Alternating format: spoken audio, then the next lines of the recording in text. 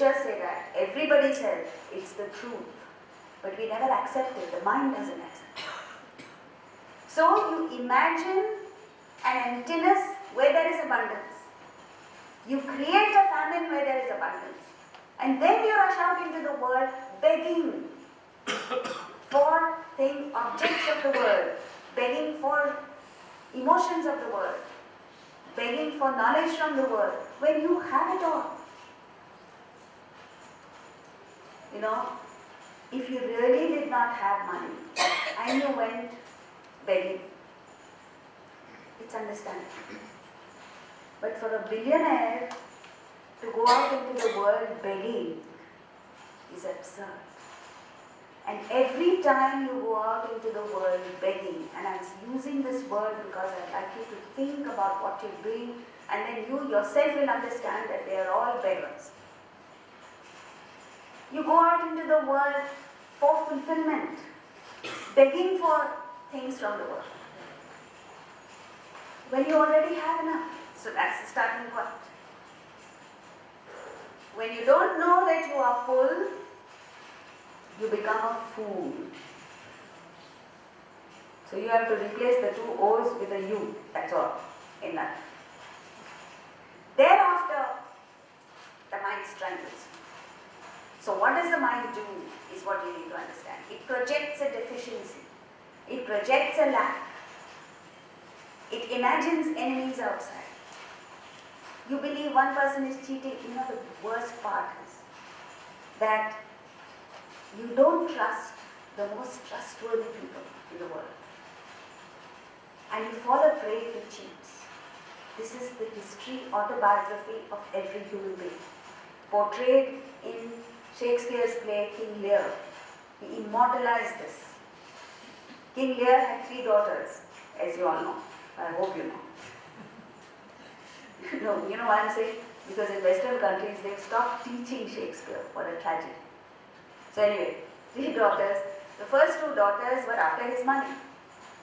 The youngest daughter was the one who truly loved him as a father, not as a king.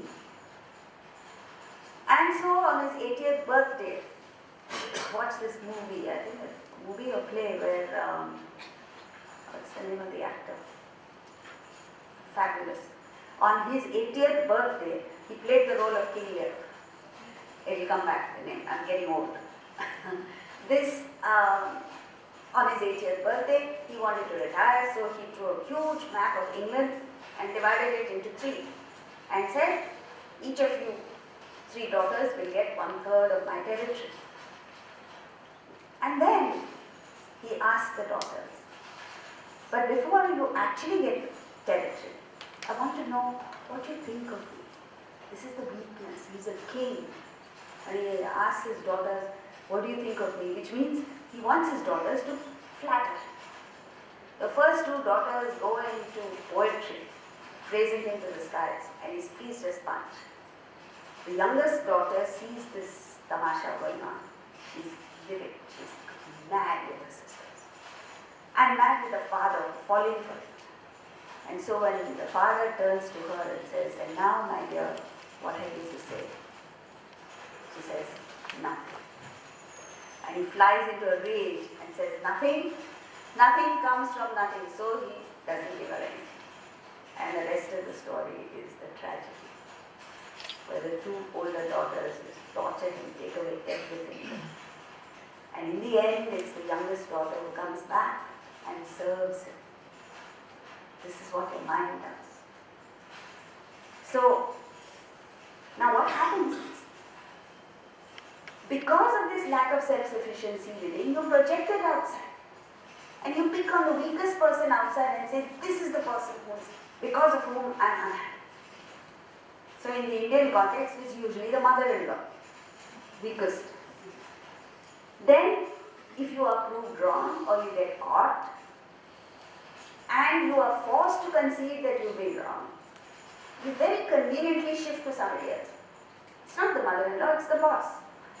It's not the boss, it's the maid. It's not the maid, it's something else. But it never occurs to you that it might be just you. And here, wrong understanding of yourself. It's like when a movie is projected on a screen, suddenly you see a black spot on the cheek of the actor. And you say, what's wrong with him?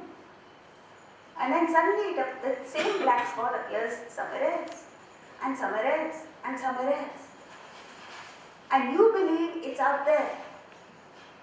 The truth is, there is just a speck of dust on the lens of the projector. As long as your attention is on the screen, you can change the film, you can change the screen, you can watch the screen, you can change the auditorium, you can do what you like out there. It will not go until you just have to take a tissue and wipe the lens. Imagine, very little effort, and it goes from there. Similarly, look within. The storm is within, the strength is within. So, you create an illusory world, and then you suffer from that world. It's like you create a Frankenstein and the Frankenstein consumes you. It's your creation. So you have to call the bluff of your own mind. You have to question yourself. You have to ask or suspect that maybe what I'm thinking is not right. Maybe what I'm suspecting is not true. And invest all your energies in developing this strength within. So what is this strength? Where does this strength lie? The strength lies in your intellect, the buddhi. We are human beings. We are sovereigns of this world because of the intellect. Whether it is a scientist who's discovering things outside, or the inner scientist who's discovering the world within, it is the intellect that is of importance. Why is the intellect important for us? Why is it that only the human being is endowed with the intellect? Because only the human being has what we call choice of action. To be vegetarian or non-vegetarian is a choice only you have. No lion can say, I'm bored of meat, let me switch to grass eating. Option not available.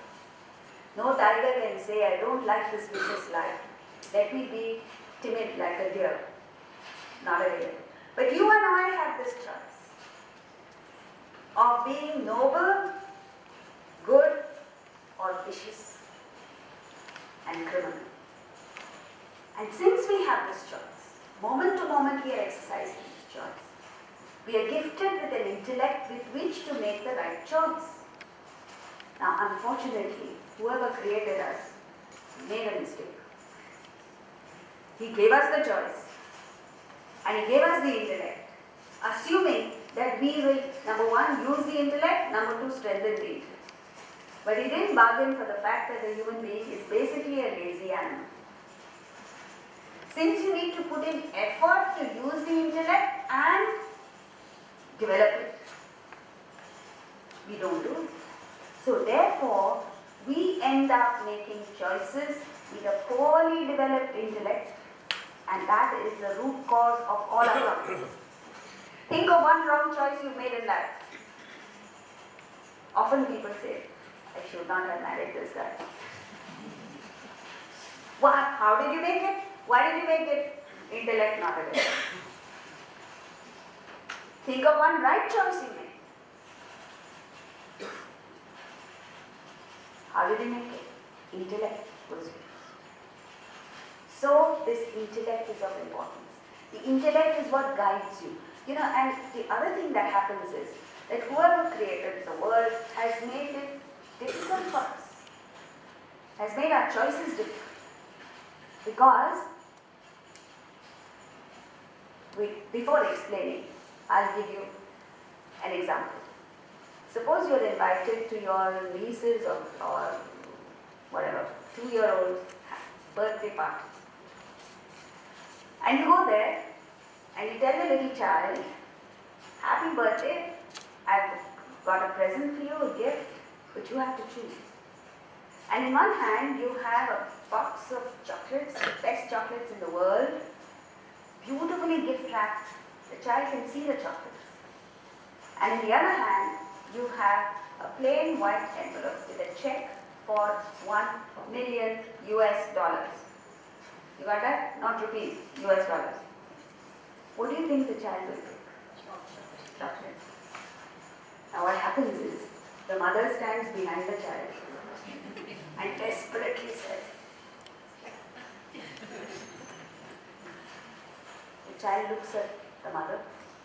She understands what the mother says. Child looks at the check, not interested.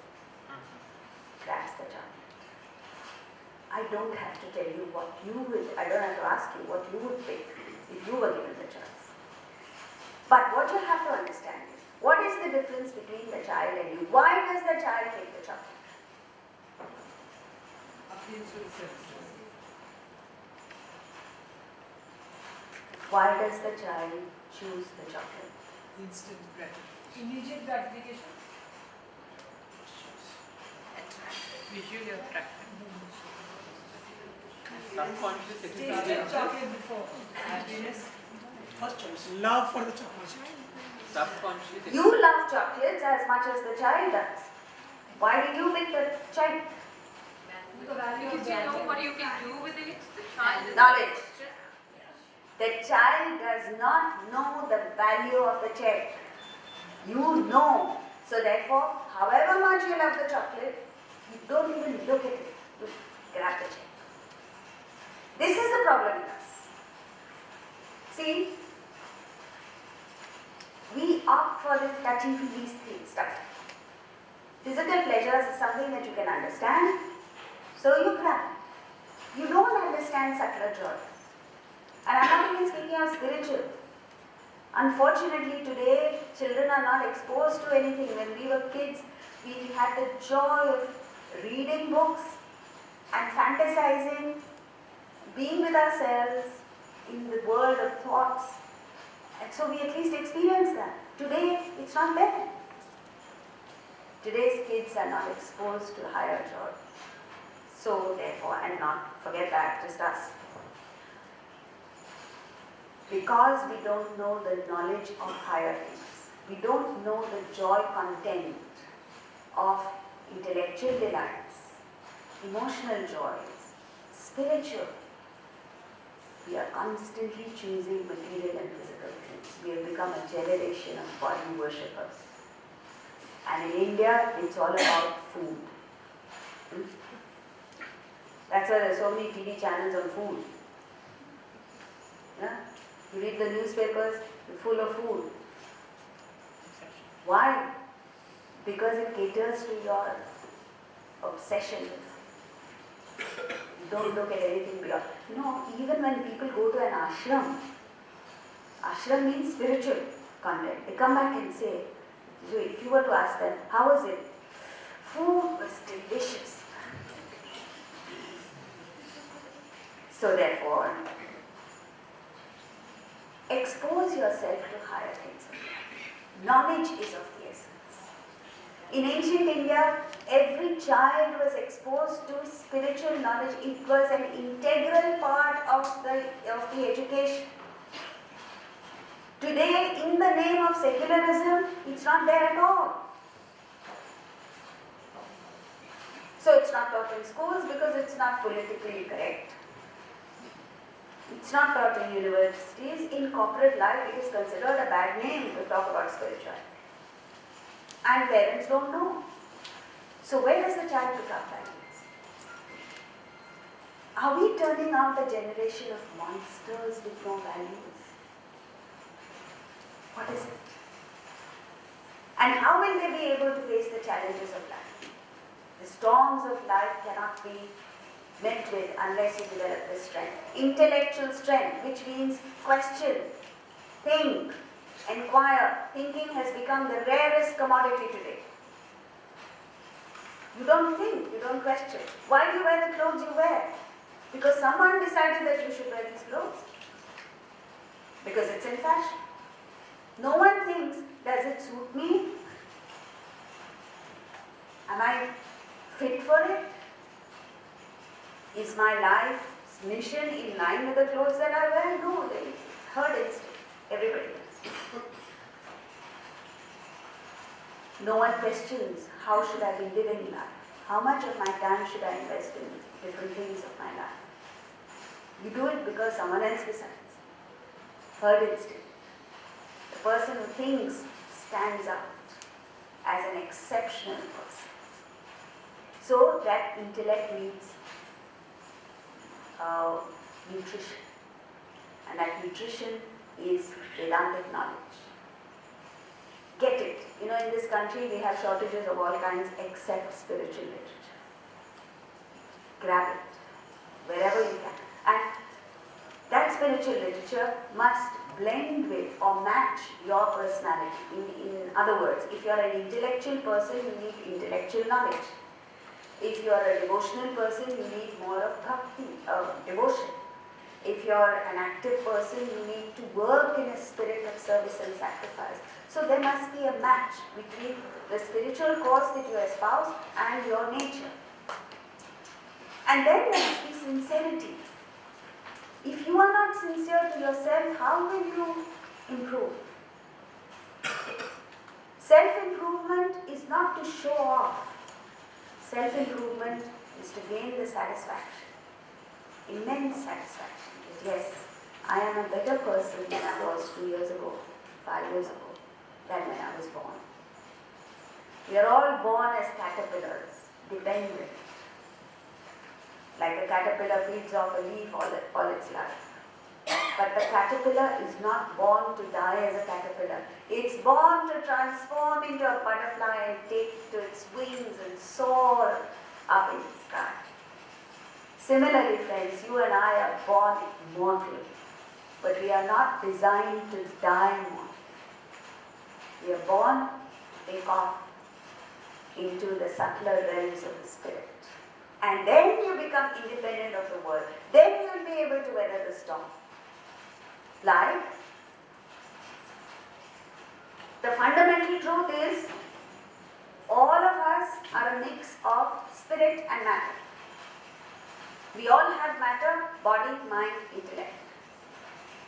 But we also have the spirit component, which gives life to the otherwise insentient materials. World consists of matter. One half of you consists of matter, or one part, not half. So, the matter in the world will necessarily affect the matter within.